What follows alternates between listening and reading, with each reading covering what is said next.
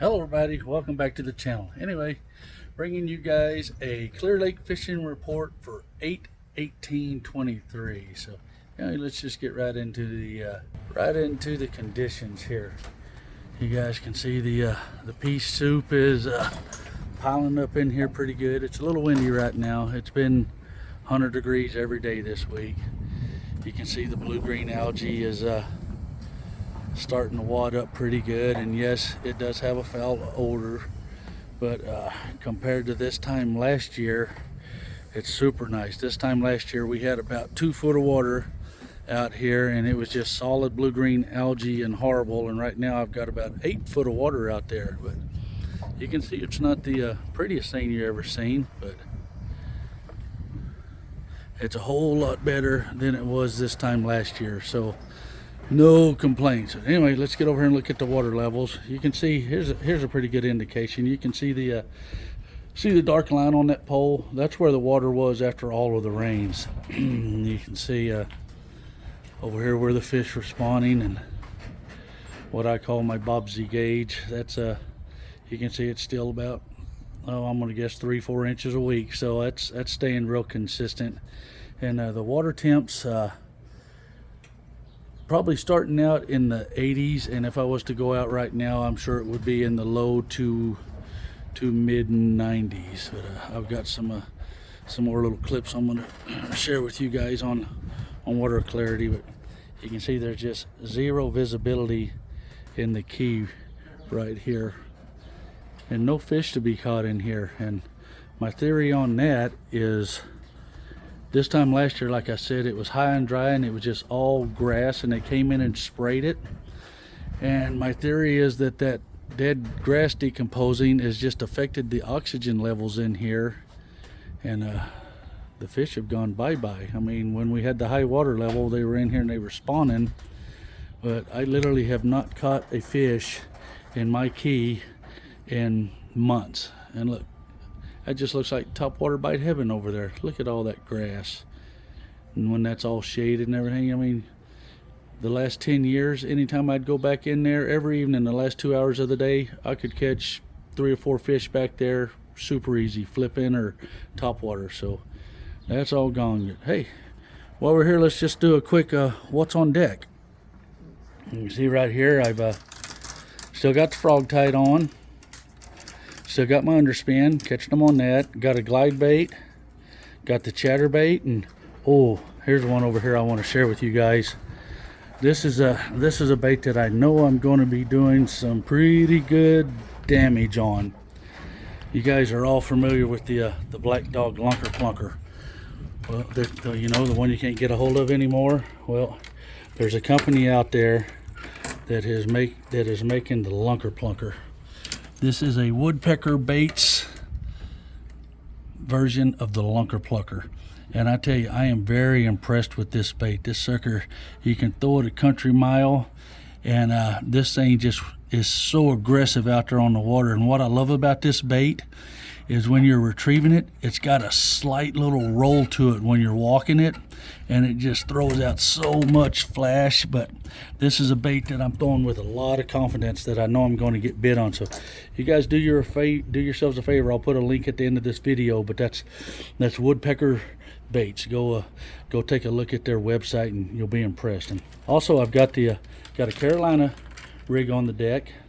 And I mean, I'm substituting this for the jig. I should have a jig on deck also, but I'm dragging the Carolina rig normally where I would be throwing the jig. And of course, I got a meat stick on with a flipping stick, just a 1/2 ounce tungsten with a nice little havoc bait, and throwing this deep crankbait. You guys get yourself a good look at this one.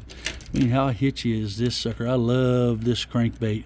I like fishing this in about 15-16 foot of water. I mean, I could get it down to 20, especially with the fluorocarbon, but I just like to really plow the bottom when I'm throwing a deep crank. I don't know why. I just fish it with a little more confidence when I'm doing it. And then I've got a little medium diving crankbait on here, but you could substitute a square bill for that also. And then of course the drop shot and the Cinco, whoever's in the back, that's, I have them doing that, so just to ensure that they're gonna get their numbers. Anyway, this is a fishing report, so let's get to the fishing.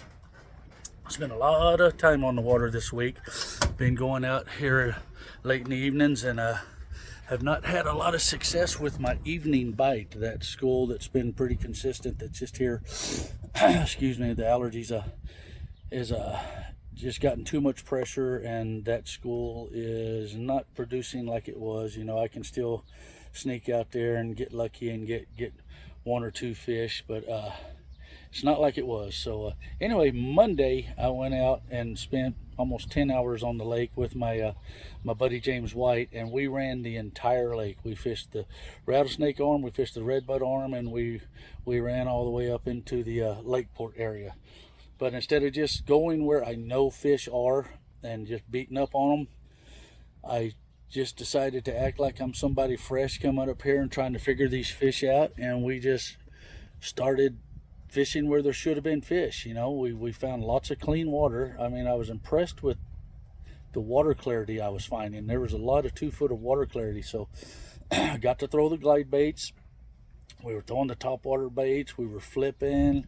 I mean, we fished our butts off. We fished places like Fraser Point, Wheeler, I mean, around Anderson, the wine cellar. We fished a lot of traditional areas that looked fantastic, that should have been on fire this time of year.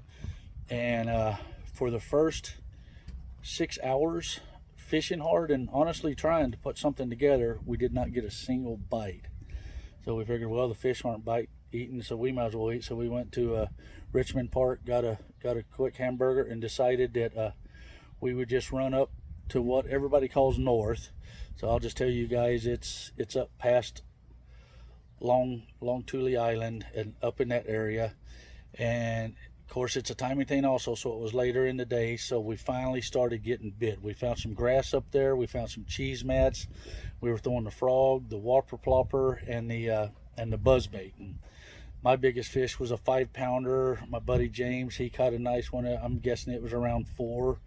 But I'm telling you what, there were some fish that showed themselves up there.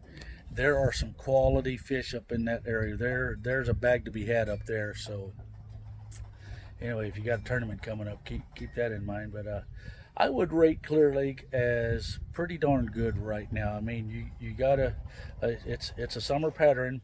The deep bite is going pretty good. The jig bite's happening.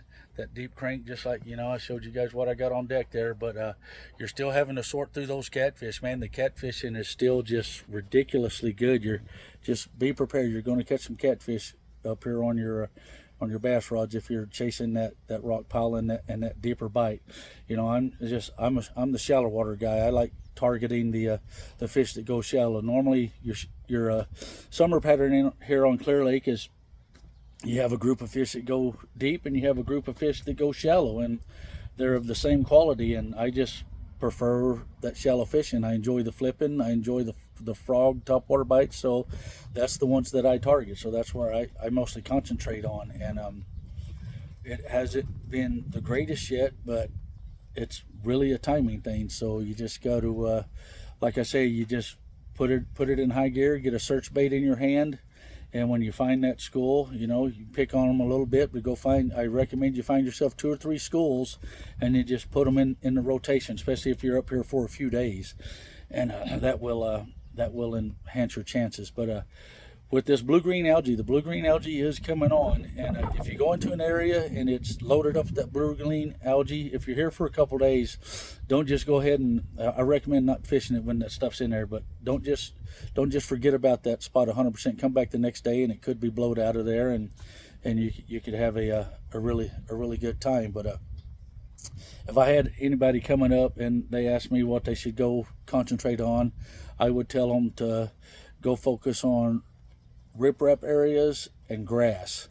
And if you have a combination of the two, you know, and then just like your spring and fall, you know, your deep water transitions, they can load up on the ledges and stuff. So those would be my starting points. And you guys with all the fancy electronics, just look for those balls of bait. I was out, I want to say it might have been Sunday, but it was like a half hour before dark, and at the mouth of the Keys I saw the largest school of bait I believe I've ever seen in my entire life.